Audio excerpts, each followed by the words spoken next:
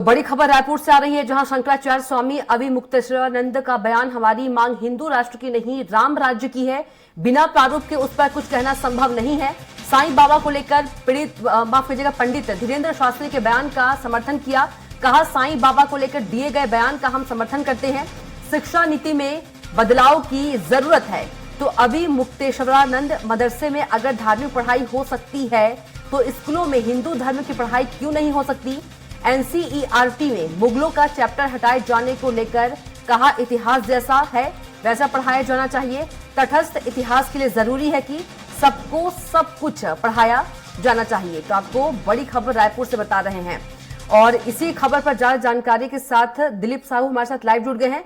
दिलीप, शंकराचार्य ने तमाम बयान दिए हैं, क्या कुछ और आपके पास ज्यादा जानकारी? दिलीप जी कविता, बता दें कि अभी एक कार्यक्रम में शामिल होने के लिए राजधानी रायपुर पहुंचे हुए हैं शंकराचार्य विमुक्तेश्वरानंद महाराज जी, और उन्होंने मीडिया से चर्चा करते हुए अलग अलग मुद्दों पर बात की। और उन्होंने हिंदू राष्ट्र के सवाल को लेकर उन्होंने कहा कि उनके पास अभी उसको लेकर कोई विशेष प्रारूप नहीं है, इसलिए वो चाहते हैं कि देश में एक राम राज्य स्थापित हो। हिंदू राष्ट्र को लेकर उन्होंने साफ तौर पर कहा कि उसका लेकर एक ठोस प्रारूप होना चाहिए कि किस तरह से हिंदू राष्ट्र की परिकल्पना हो, क्योंकि उसके लिए एक ठोस प्रारूप अभी नहीं बन पाया है। इसलिए वो चाहते हैं कि देश में एक राम राज्य की स्थापना हो, जिस तरह से राजा राम के समय जिस तरह से एक व्यवस्थाएं थी उस तरह की व्यवस्थाएं हो और लोगों को सभी चीजें मिल पाए। इसके अलावा जिन जिन मुद्दों को लेकर उन्होंने खासतौर पे बात की, एनसीईआरटी में जिस तरह से बदलाव हुए, एनसीईआरटी के पाठ्यक्रमों में जिस तरह से केंद्र सरकार की ओर से बदलाव किया जा रहा है, मुगलों से संबंधित जो पाठ्यक्रम है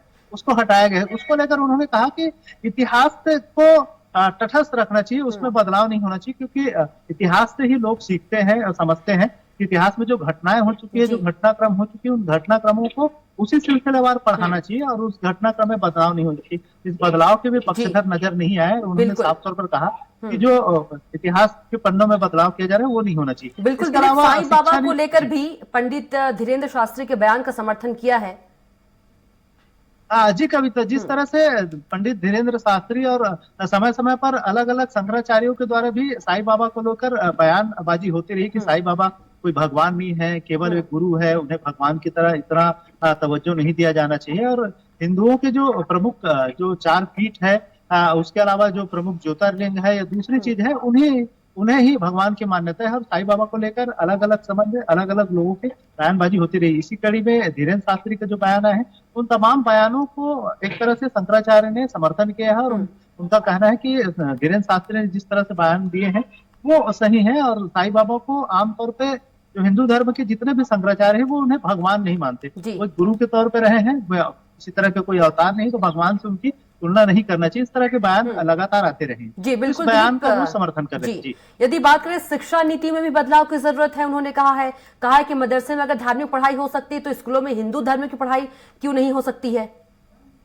जी बिल्कुल कविता, जिस तरह से शिक्षा नीति की लगातार बात हो रही है और एक नई शिक्षा नीति भी लाया गया है हाल ही में, उस शिक्षा नीति को हाल ही के क्रियान्वयन में भी समय लग रहा है। अलग अलग राज्यों में अलग अलग तरीके से जो पाठ्यक्रम में पढ़ाई जाएगी, उसमें जो प्राइमरी की शिक्षा है वो नर्सरी से लेके क्लास 3 तक, उसके बाद फिर आगे की जो पढ़ाई है, जो पहले माध्यमिक और हायर सेकेंडरी, उसमें थोड़ी सी बदलाव हुए। तो उन तमाम पाठ्यक्रमों के साथ ही साथ धार्मिक शिक्षा को लेकर उन्होंने खासकर ये बात कही कि जब मदरसों में मुस्लिम समुदाय से संबंधित जब शिक्षा पढ़ाई जा सकती है, धार्मिक शिक्षा उनको दी जा सकती है, स्कूलों में हिंदू समुदाय के लिए क्यों शिक्षा न दी जाए। इस तरह की उन्होंने एक बातें कही। उन्होंने साफ तौर पर इस तमाम जो शिक्षा पद्धति है उसको लेकर सवाल खड़ा किया कि अगर एक वर्ग विशेष को अगर उनके धार्मिक शिक्षा दी जा रही है तो हिंदू धर्म के बच्चों को क्यों उनसे अछूता रखा जाए। उनको भी उस तरह के स्कूलें हैं, जितने स्कूल हैं हिंदूवादी स्कूलों में हिंदू शिक्षा दिया जाना चाहिए। अगर मदरसों में धार्मिक शिक्षा